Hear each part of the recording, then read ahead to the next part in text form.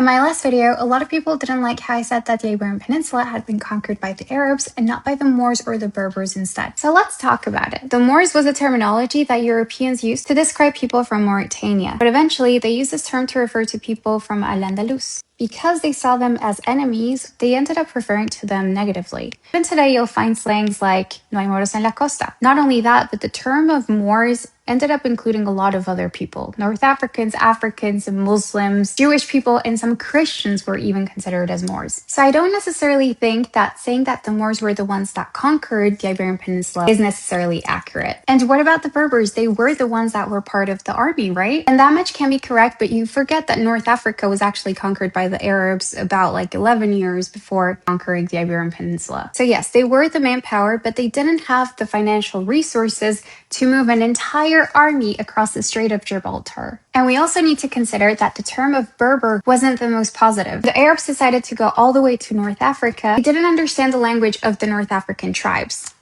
To them, it almost sounded like Berber sounds, which is why they ended up giving them the name of Berber. So to me, unfortunately, the responsibility of the conquest, whether you see it in a positive or negative way, was done by the Arabs themselves. So for the time being, I'll still consider it an Arab conquest, not a Moorish or a Berber one. Cheers!